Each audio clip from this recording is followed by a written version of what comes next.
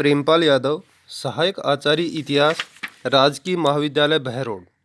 आज हम इस वीडियो के अंतर्गत इटली के एकीकरण के प्रथम चरण के आगे की घटनाओं के संदर्भ में चर्चा करेंगे। पूर्ववर्ती वीडियो में हमने इटली के राजनीतिक एकीकरण की पृष्ठभूमि के संदर्भ में चर्चा की थी। हमने बताया था कि फ्रांस की क्रांति एवं नेपोलियन की विजय यात्राओं ने इटली के एकीकरण के लिए एक भूमिका तैयार कर दी थी। यद्यपि नेपोलियन कभी भी नहीं चाहता था कि इटली का एकीकरण हो, फिर भी उसकी विजय यात्राओं ने इटली के एकीकरण में सहायक तत्व के रूप में भूमिका निभाई थी। इटली के एकीकरण की जो प्रमुख बाधाएं थीं, हमने उसके संदर्भ में भी चर्चा की हैं कि वहाँ पर किस प्रकार अलग अलग राज्य विद्यमान थे। ऑस्ट्रिया का वहाँ पर प्रभुत्व था, पोप का भी वहाँ पर अपनी सत्ता थी। राजनीतिज्ञों में इटली के एकीकरण के संदर्भ में मतभेद थे। औद्योगिकरण भी वहाँ पर यूरोपीय राज्यों की तुलना में नहीं हुआ था। तो इस प्रकार की पृष्ठभूमि के कारण इटली एक राष्ट्र के रूप में संगठित नहीं हो पा रहा था। फिर भी इटली के एकीकरण में कुछ संगठन हैं, कुछ व्यक्ति हैं, वो प्रयासरत थे। उन संगठनों में कार्बोनेरी जो संस्था है, जिसका गठन 1810 ईस्वी में हो चुका था, उस संगठन के माध्यम से प्रयास किए गए। इसी प्रकार यंग इटली के माध्यम से मेजनी के द्वारा भी प्रयास जारी रहे और इन्हीं प्रयासों में काउर का भी योगदान है, वो सराहनीय रहा था। हमने यह भी चर्चा की है कि इटली के एकीकरण के प्रथम चरण में कि किस प्रकार काउर ने फ्रांस के साथ में समझौता प्लोम्बियर्स का किया और उस समझौते के माध्यम से उसने फ्रांसीसी सहायता से ऑस्ट्रिया को पराजित कर दिया। लेकिन विला फ्रेंका की विराम संधि के माध्यम से उसे घोर धक्का लगता है। वेनेशिया है वो पुनः ऑस्ट्रिया के पास में ही रहता है। तो इस प्रकार प्रथम चरण यद्यपि पूरा हो गया था, लेकिन फिर भी वह अधूरा था। आगे की घटनाएं इस वीडियो के अंतर्गत संदर्भित की जा रही हैं। मध्य इटली राज्यों में जनमत संग्रह।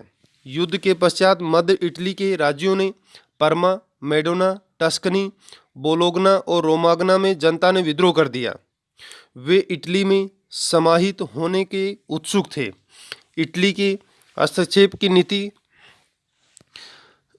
इंग्लैंड की हस्तक्षेप की नीति और इटली के प्रति सहानुभूति इन राज्यों को इटली में एकीकृत होने को प्रोत्साहित कर रही थी। यद्यपि ऑस्ट्रिया चाहता था कि जूरिक संधि के तहत इन राज्यों में पुराने शासक पुनः स्थापित कर दिए जाएं। काउर ने मौके का फायदा उठाते हुए फ्रांस को नीस और सेवाय के प्रदेश देने का वादा करते हुए उसे अपनी ओर मिला लिया। मार्च 1860 ईस्वी में मध्य इटली राज्यों में जनमत संग्रह कराया गया। इसमें परमा, मेडोना, टस्कनी, बोलोगना और वियोकेंजा ने सार्डिनिया और नीस और सेवाय ने फ्रांस के साथ मिलने का मत दिया। नीस व सेवाय फ्रांस को मिलने से गैरीबाल्डी को घोर आघात लगा। इंग्लैंड की सहानुभूति इटली के साथ थी।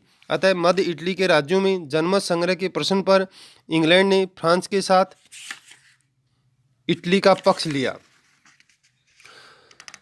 गैरीबाल्डी का भी इटली के एकीकरण में प्रमुख योगदान था। गैरीबाल्डी का जन्म नीस नगर में 1807 ईस्वी को हुआ था। उसके पिता एक व्यापारिक जहाज के अधिकारी थे। इस कारण गैरीबाल्डी को भूमध्य सागर की यात्राओं का अनुभव मिला हुआ था। इन यात्राओं में वह इटली के राष्ट्रभक्तों के संपर्क में आया था। गैरीबाल्डी को एक नौसैनिक विद्रोह में भाग लेने पर मृत्युदंड की सजा दी गई थी, लेकिन वह दक्षिणी अमेरिका चला गया। वहां उसने छापामार युद्ध का प्रशिक्षण लिया।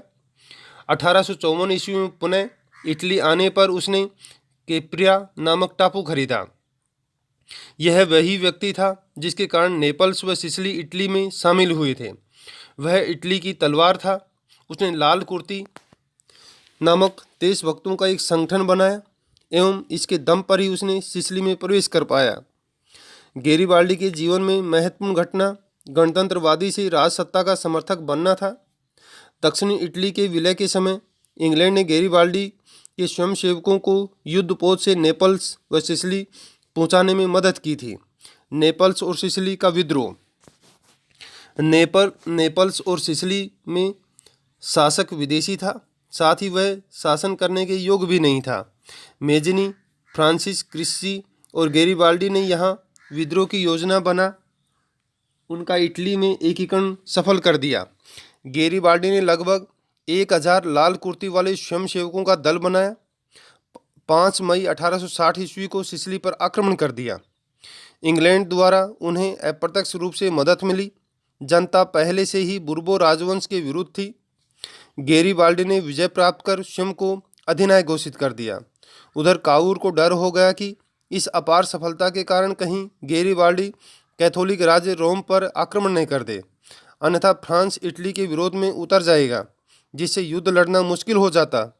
दूसरी ओर उसे गैरिबाल्डी द्वारा राजतंत्र के विपरीत गणतंत्र घोषित करने की आशंका थी। काउर ने कहा कि उसे इटली की विदेशियों, अनिष्टकारी सिद्धांतों तथा गणतंत्रवादी गैरिबाल्डी से रक्षा करनी है। अतः उसने विक्टर इमैनुअल और गैरिबाल्डी से मुलाकात कर नेपल्स और सिसिली को इटली में समाहित करने की सहमति ली थी। रोम और वेनेशिया की प्राप्ति। 1866 ईस्वी में प्रसा और ऑस्ट्रिया के मध्य हुए सेडोवा के युद्ध में इटली ने ऑस्ट्रिया के विरुद्ध प्रसा को सैनिक सहायता देते हुए युद्ध की घोषणा कर दी। 3 जुलाई 1866 ईस्वी को प्रसा ने ऑस्ट्रिया को पराजित कर दिया। अतः प्रसा और ऑस्ट्रिया के मध्य हुई प्राग की संधि में इटली को वेनेशिया दिलवा दिया गया। रोम की प्राप्ति। रोम में कैथोलिक पंथ सम्राट पोप का शासन था। साथ ही फ्रांस की सेवाएं इसकी रक्षा के लिए सदैव तत्पर रहती थी। इस कारण रोम पर आक्रमण कर दूसरे कैथोलिक देशों को अपने विरुद्ध करना इटली के बस की बात नहीं थी। इस पर अधिकार का सपना तब पूर्ण हुआ जब अंतर्राष्ट्रीय परिस्थितियां फ्रांस के विरुद्ध साबित हुई। 1870 ईस्वी में प्रसा और फ्रांस के मध्य युद्ध हुआ। इसमें फ्रांस को प्रसा के विरुद्ध सारी ताकत झोंकनी पड़ी। रोम से उसने सेना बुला ली। इसके बावजूद भी उसकी हार हुई।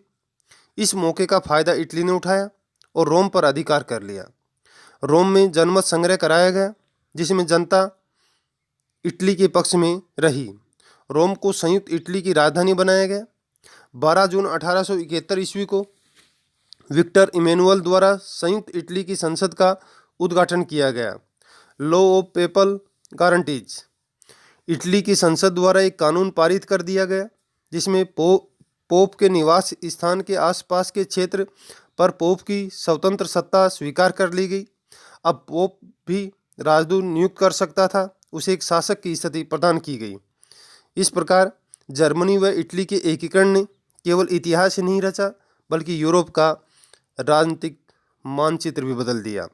वह एक युगांतरकारी घटना थी। यूरोप की राजनीति का जो केंद्र पेरिस था, उसको चुनौती देने के लिए अब जर्मनी व इटली तैयार थे। फ्रांस व ऑस्ट्रिया की बनाई गई व्यवस्थाएं यूरोप में भंग हो चुकी थी तथा शेष विश्व में ऐसा होने भी जा रहा था। बिस्मार्क की रक्त व लौह की नीति ने यूरोप में व्यवस्था को चोट पहुंचा, सैन्यवाद को सर्वोच्च शिखर पर बैठा दिया। बिस्मार्क द्वारा जर्मनी के लोगों में भरी हुई जर्मनवाद व सैन्यवाद की भावना ही प्रथम व द्वितीय विश्व युद्ध के आधार बनी। बिस्मार्क के कार्य व उद्देश्यों को लेकर इतिहासकारों में भिन्न भिन्न मत हैं। कुछ उसकी नीतियों को पूर्व नियोजित मानते हैं, जैसा डेनमार्क, ऑस्ट्रिया व फ्रांस के साथ युद्धों की समीक्षा करने पर ज्ञात होता है, जबकि शेष इतिहासकार बिस्मार्क को अवसरवादी मानते हैं, जिसने यूरोप तत्कालीन परिस्थितियों का लाभ उठाया। वह इस संबंध में स्पेन के उत्तराधिकार के प्रश्न पर घटित घटनाओं का उदाहरण देते हैं, जिन पर बिस्मार्क का कोई नियंत्रण नहीं था। निष्कर्ष रूप में कहा जा सकता है कि जर्मनी के उद्देश्य व योजनाएं तो पूर्व नियोजित थी, साथ ही बिस्मार्क ने यूरोप की राजनीति में उपजी विशिष्ट परिस्थितियों का लाभ उठाकर उन अवसरों का उचित उपयोग किया।